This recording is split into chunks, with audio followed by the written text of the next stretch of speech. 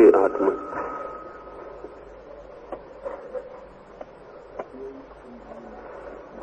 श्री नेहरू विद्यालय के भारतीय सप्ताह का उद्घाटन करते हुए मैं अत्यंत आनंदित हूं।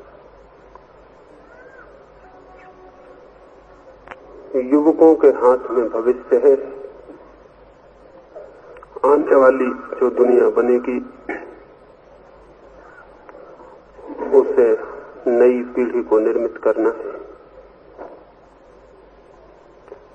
ज्ञान के जो केंद्र हैं वे यदि नई पीढ़ी को ज्ञान के साथ ही साथ हृदय की और प्रेम की भी शिक्षा दे सके तो शायद नए मनुष्य का निर्माण हो सके। एक छोटी सी बात इस संबंध में कहकर मैं अपनी चर्चा शुरू करूंगा। बहुत पुरानी घटना है। एक गुरुकुल से 3 विद्यार्थी अपनी समस्त परीक्षाएं उत्तीर्ण करके वापस लौटते थे, लेकिन उनके गुरु ने पिछले वर्ष बार बार कहा था कि तुम्हारी एक परीक्षा शेष रह गई है। उन्होंने बहुत बार पूछा कि वो कौन सी परीक्षा है। गुरु ने कहा वो परीक्षा बिना बताए ही लिए जाने की है, उसे बताया नहीं जा सकता। और सारी परीक्षाएं तो बता के ली जा सकती हैं, लेकिन जीवन की एक ऐसी परीक्षा भी है जो बिना बताए ही लेनी पड़ती। समय पर तुम्हारी परीक्षा हो जाएगी, लेकिन स्मरण रहे उस परीक्षा को बिना पास किए, बिना उत्तीर्ण हुए तुम उत्तीर्ण नहीं समझे जा सकोगे। फिर उनकी सारी परीक्षाएं हो गई, उन्हें परीक्षाओं में प्रमाण पत्र भी मिल गए। फिर उनके विदा का दिन भी आ गया, दीक्षांत समारोह भी हो गया, और वे विद्यार्थी बार बार सोचते रहे कि वो अंतिम परीक्षा कब होगी। अब तो अंतिम विदा का दिन भी आ गया। 3 विद्यार्थी जो उस विश्वविद्यालय की, उस गुरुकुल की सारी परीक्षाएं उत्तीर्ण कर चुके थे, वे उस सांझ विदा भी हो गए। रास्ते में उन्होंने 1-2 बार सोचा भी, पूछा भी एक दूसरे से, एक परीक्षा शेष रह गई। गुरु बार बार कहते थे एक परीक्षा लेनी है, लेकिन अब वो परीक्षा कब होगी। अब तो हम गुरुकुल से विदा भी ले चुके। सूरज ढलने को था, गुरुकुल पीछे छूट गया, घना जंगल आगे था। वे तेजी से जंगल पार कर रहे थे ताकि शीघ्र गांव में पहुंच जाएं। एक झाड़ी के पास से निकलते समय पगडंडी पर दिखाई पड़ा बहुत से कांटे पड़े। एक युवक जो आगे था छलांग लगा के निकल गया। दूसरा युवक पगडंडी से नीचे उतर के पार कर गया, लेकिन तीसरा युवक अपने सामान को, अपने ग्रंथों को नीचे रख के कांटे बीनने लगा। उन 2 युवकों ने उससे कहा, पागल हुए हो, समय खोने का मौका नहीं है, रात हुई जाती है, घना जंगल है, रास्ता भटक सकता है अंधेरे में, फिर गांव हमें जल्दी पहुंच जाना चाहिए, ये समय कांटे बीनने का नहीं है। उस युवक ने कहा, इसीलिए कांटे बीन रहा हूं क्योंकि सूरज ढला जाता है, फिर रात हो जाएगी, हमारे पीछे जो भी पथिक आएगा उसे कांटे दिखाई नहीं पड़ सकेंगे। देखते हुए हम कांटों को बिना बीने निकल जाएं, और रात होने को है, पीछे कोई भी आएगा उसे फिर कांटे दिखाई नहीं पड़ेंगे, इसलिए मैं कांटे बीन लूं। तुम चलो, मैं थोड़ा दौड़ के तुम्हें मिला लूंगा। वो कांटे बीन ही रहा है। वे दोनों युवक चलने को हुए, तभी वे तीनों हैरान रह गए। पास की झाड़ी से उनका गुरु बाहर निकल आया। उस गुरु ने कहा, जो 2 युवक आगे निकल गए हैं वे वापस लौट आए, वे अंतिम परीक्षा में असफल हो गए। जिसने कांटे बीने हैं वो जा सकता है, वो अंतिम परीक्षा में भी उत्तीर्ण हो गया है। उनके गुरु ने कहा, ज्ञान की परीक्षाएं अंतिम नहीं है, अंतिम परीक्षा तो प्रेम की है, और जो प्रेम को उपलब्ध नहीं होता उसका सब ज्ञान व्यर्थ हो जाता है।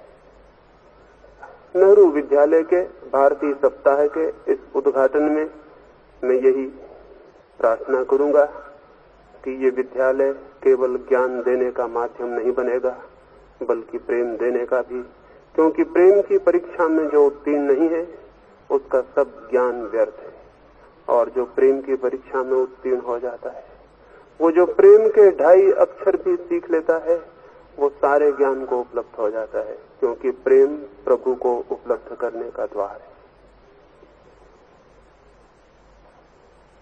अब मैं जिन चर्चाओं का एक सिलसिला चला है उस संबंध की अपनी बात शुरू करना चाहूंगा।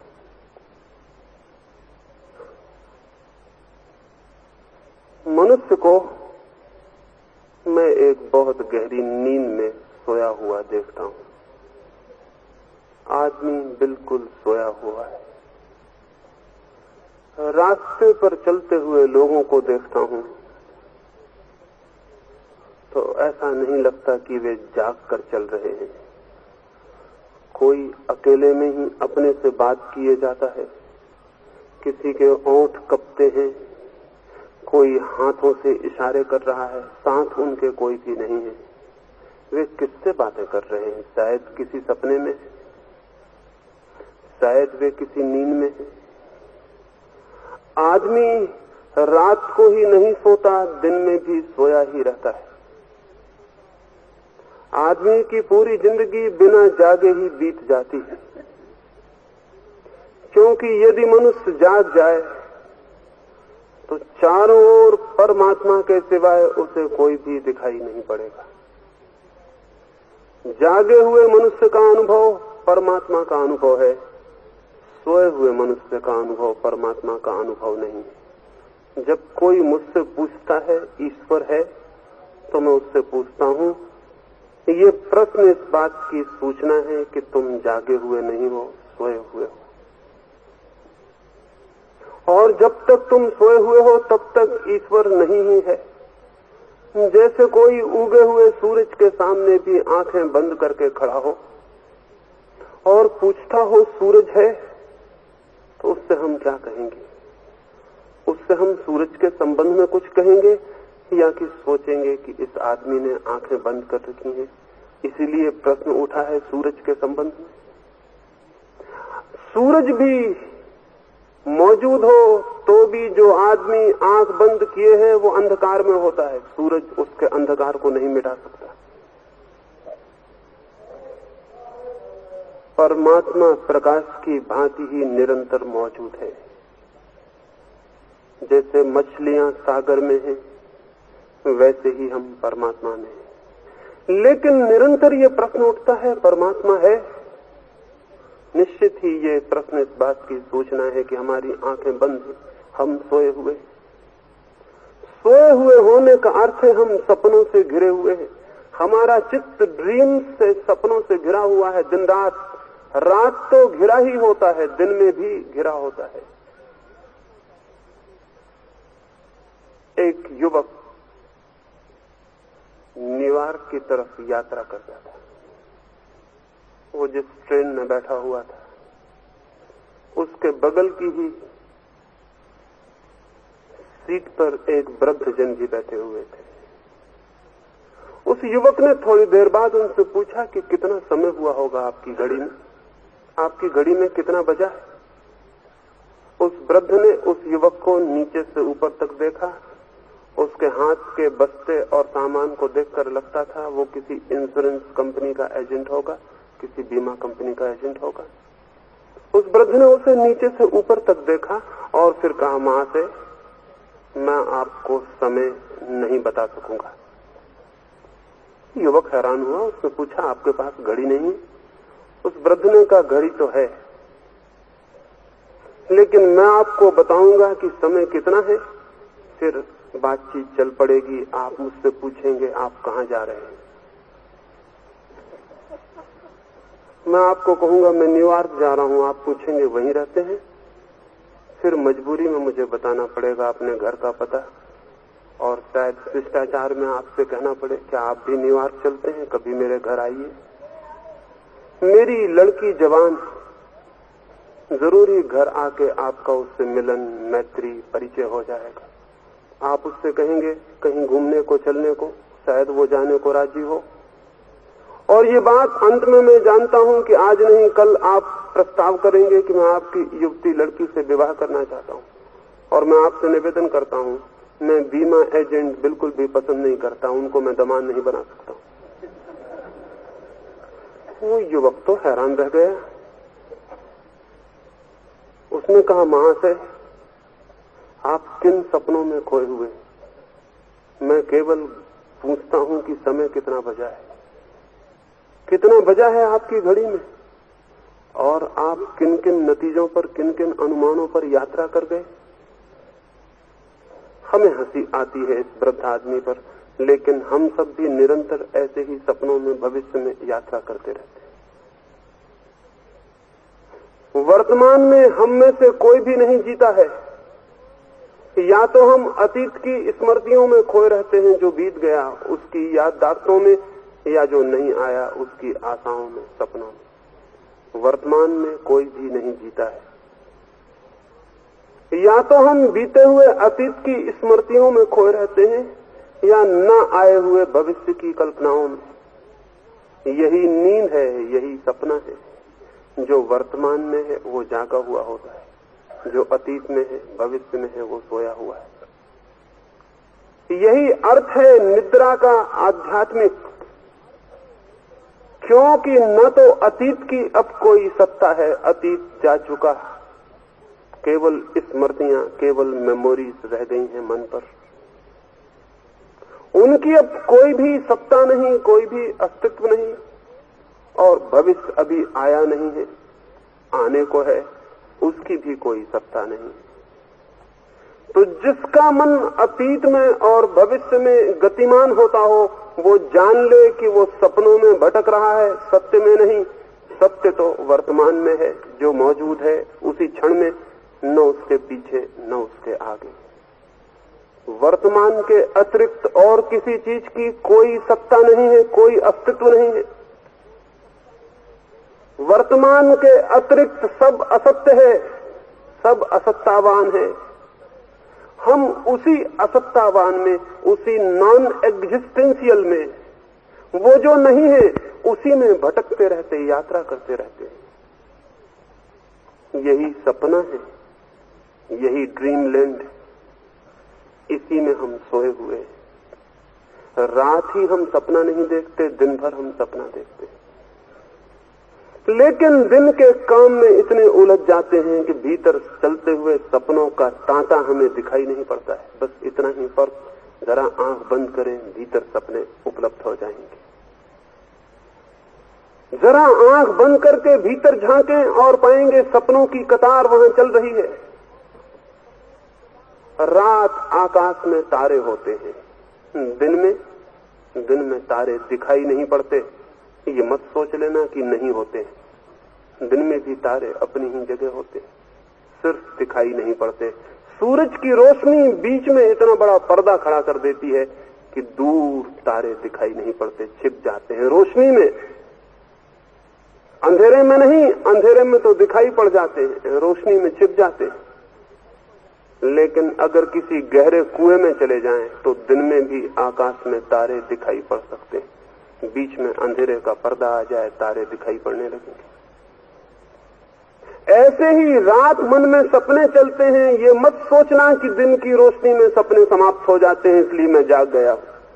केवल दिन की रोशनी में सपने दिखाई नहीं पड़ते, जैसे दिन की रोशनी में तारे दिखाई नहीं पड़ते।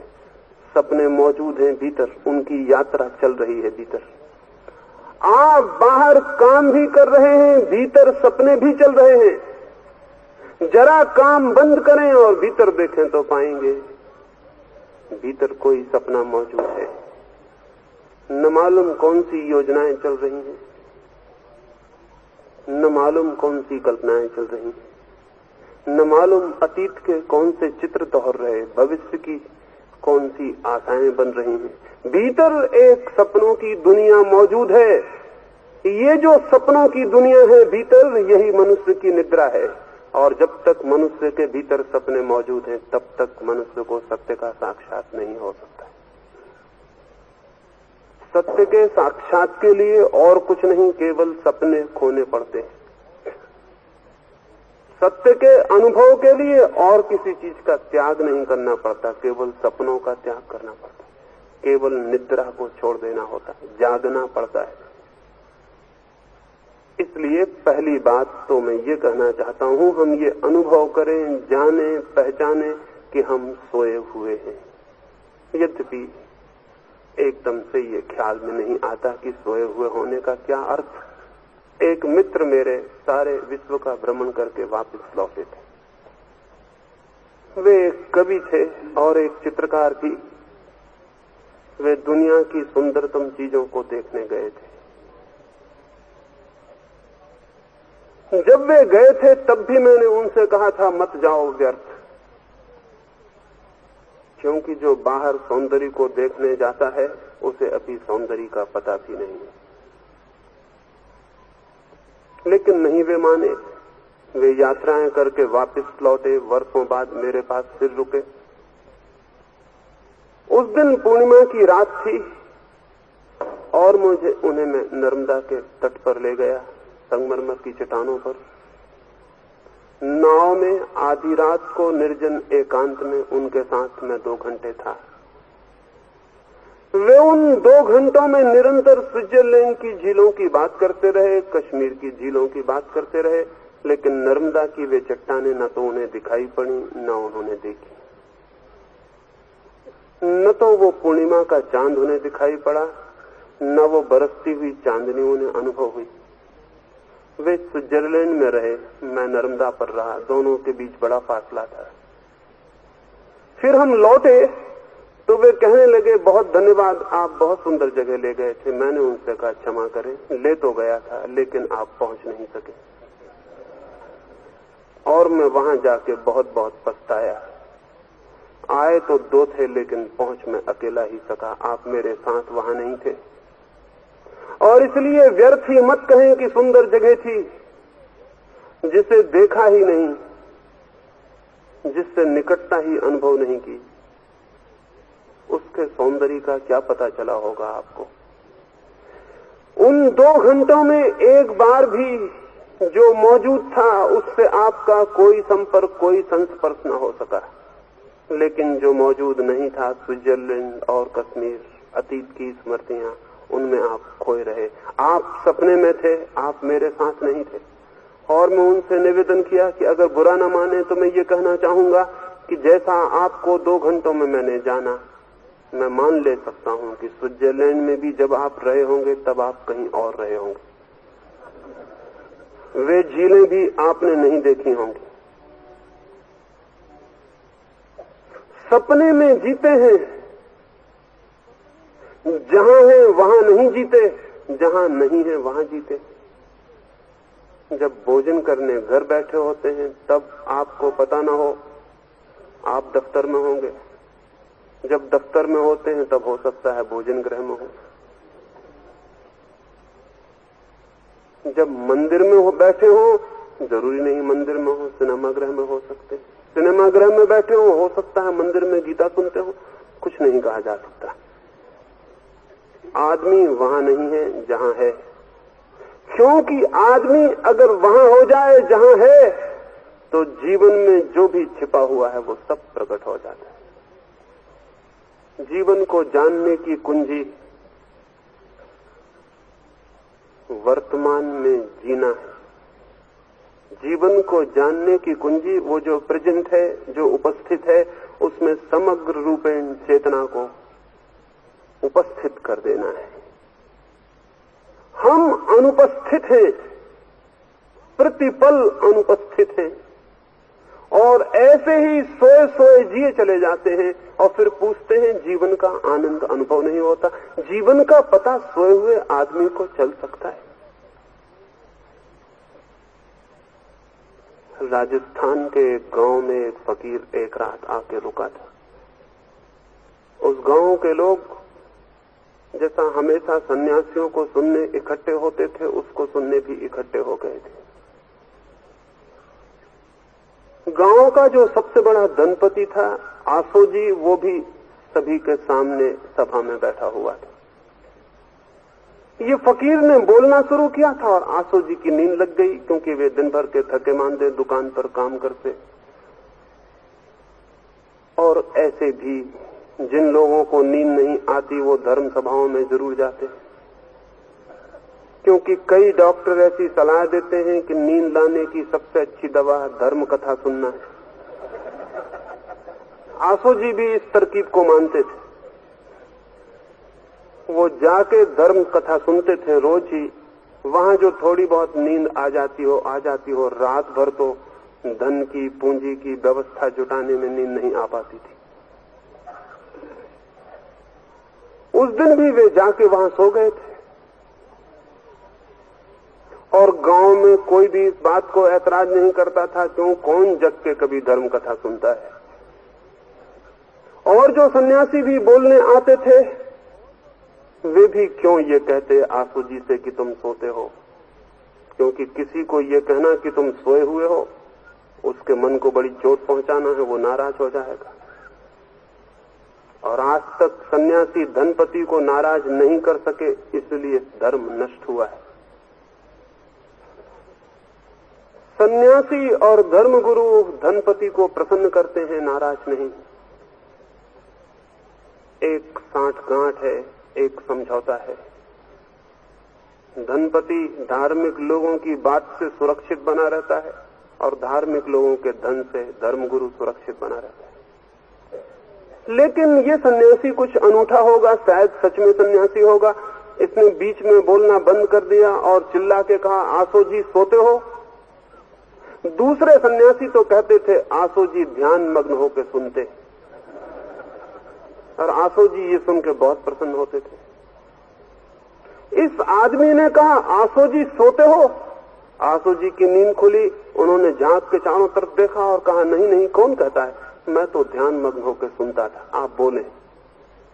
उस फकीर ने फिर बोलना शुरू कर दिया। कभी कोई सोया हुआ आदमी मानने को राजी नहीं होता कि मैं सोता हूं, क्योंकि अगर वो मानने को राजी हो जाए तो जागरण का प्रारंभ हो जाता है। इसलिए नींद समझाती है कि मानना मत कि तुम सोते हो, क्योंकि अगर मान लिया कि मैं सोता हूं तो जागने का उपक्रम शुरू हो ही जाएगा।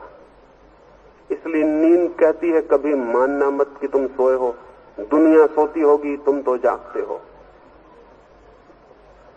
आसो जी ने कहा, नहीं नहीं, कौन कहता है मैं सोता हूं, मैं तो ध्यान से सुनता था, आप शुरू करें, आपको रुकने की जरूरत नहीं। फकीर ने बोलना शुरू किया। थोड़ी देर में आसो जी फिर सो गए। सोए हुए आदमी की बातों का कोई भरोसा, सोए हुए आदमी के आश्वासन का कोई बल है, सोए हुए आदमी की बात का कोई अर्थ है। आसो जी फिर सो गए।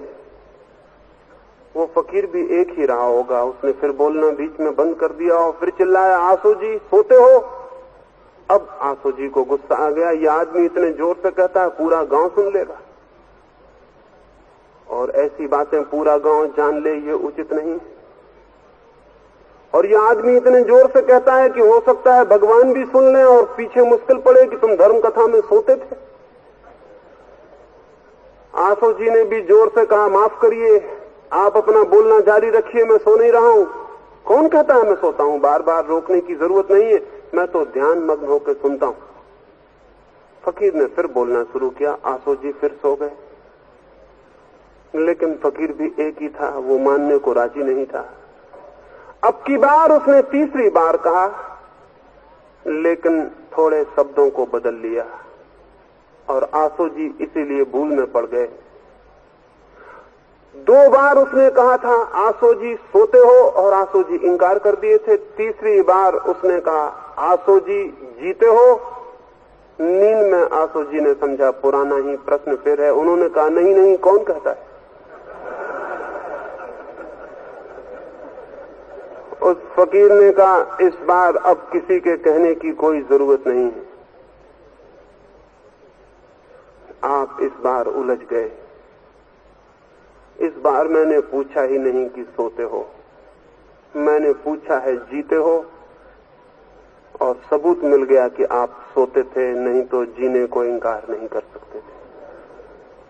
और फिर उस फकीर ने कहा, ठीक भी है, ये जो आदमी सोता है वो जीता भी नहीं। सोने और जीने का क्या संबंध, जीने और जागने का संबंध हो सकता है, सोने और जीने इन दोनों का कोई संबंध नहीं। इसीलिए तो हमें जीवन का कोई पता नहीं चल पाता है कि जीवन क्या है। हमें नहीं अनुभव हो पाता कि सत्य क्या है। हम नहीं जान पाते कि ये चारों तरफ व्याप्त ऊर्जा, ये परमात्मा, ये प्रभु क्या है, ये अस्तित्व क्या है। हम सोए हुए अपनी नींद में घिरे हुए, चारों तरफ नींद के दरवाजों में बंद, नींद की दीवालों में बंद, हमसे जीवन का कोई संबंध नहीं हो पाता है। इसलिए धर्म यदि कुछ है तो मेरी दृष्टि में जागने की प्रक्रिया है। धर्म न तो पूजा है न प्रार्थना, क्योंकि सोए हुए आदमी की न पूजा का कोई अर्थ है और न प्रार्थना का। धर्म न शास्त्रों को जान लेना है न सिद्धांतों को सीख लेना, क्योंकि सोए हुए आदमी के शास्त्रों को कंठस्थ कर लेने का क्या अर्थ। धर्म तो है जागरण की प्रक्रिया, धर्म तो है जागरण का सूत्र, धर्म तो है एक अवेकनिंग। भीतर जो सोया है उसे जगा लेने की विधि, उस संबंध में ही थोड़ी बात समझ लेनी जरूरी है कि भीतर जो सोया है वो कैसे जाग जाए, भीतर जो सपने चलते हैं वे कैसे विसर्जित हो जाएं, भीतर जो अतीत और भविष्य की ऊहा चलती है वो कैसे विलीन हो जाए। मैं कैसे उस क्षण में खड़ा हो जाऊं जिसमें मैं हूं, क्योंकि वही एक क्षण है, उसी क्षण से प्रवेश मिल सकता है उसमें जो अस्तित्व है, लेकिन उसके अतिरिक्त कहीं और कोई द्वार नहीं है। तो मैं क्षण में कैसे मौजूद हो जाऊं। और धर्म के नाम पर हम जो उपाय करते हैं वो क्षण में जगाते नहीं वर्तमान में, बल्कि और सुलाने की विधियां हैं। एक आदमी बैठकर राम राम जपता है, ओम ओम जपता है, एक आदमी अल्लाह अल्लाह करता है, नमोकार पढ़ता है, कोई और मंत्र, कोई और शब्द। क्या आपको पता है बहुत बार दोहराने से शब्द नींद लाने की विधि बन जाते हैं? क्या आपको पता है रिपीटिशन, किसी शब्द की पुनरुक्ति आत्मसम्मोहन की, खुद को सुला लेने की विधि है? शायद आपको पता नहीं, और पता भी हो तो शायद आपको ख्याल नहीं।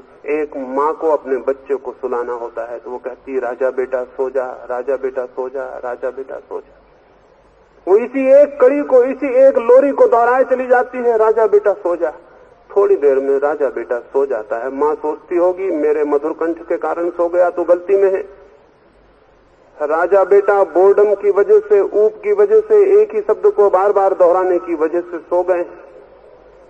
राजा बेटा तो क्या, राजा बेटा के राजा बाप को भी सुलाने की विधि यही है। उससे कोई फर्क नहीं पड़ता। एक ही शब्द की पुनरुक्ति चित्त को ऊप से भर देती है, बोर्डम से भर देती है। एक ही शब्द को बार बार दोहराने से चित्त का रस उस शब्द में खो जाता है। चित्त का रस है नए के प्रति, नवीन के प्रति। जितना नवीन होता है चित्त उतना जागता है। जो परिचित है उसको बार बार दोहराने से चित्त रस खो देता है, रुचि खो देता है, और फिर उससे बचने के लिए एक ही रास्ता रह जाता है। अब राजा बेटा को सुला रहे हैं आप, राजा बेटा भाग जा नहीं सकते कहीं, और आप कहे जाते हैं राजा बेटा सो जा, राजा बेटा सो जा। तो राजा बेटा इस ऊप से बचने के लिए क्या करें, सिवाय इसके कि नींद में चले जाएं, और आपसे बचने का कोई उपाय नहीं। तो आप चाहे खुद बैठ के राम राम राम राम राम राम दोहराते रहें, तो बार बार दोहराया गया शब्द ऊप पैदा कर देता है, परेशानी पैदा कर देता है। फिर मन को बचने की, सेल्फ डिफेंस में, आत्मरक्षा में मन को बचने के लिए नींद में चला जाना पड़ता है। एक हल्की तंद्रा पैदा हो जाती है, उसी तंद्रा को आप समझ लेते होंगे शांति, उसी निद्रा को आप समझ लेते होंगे मन शांत हो गया।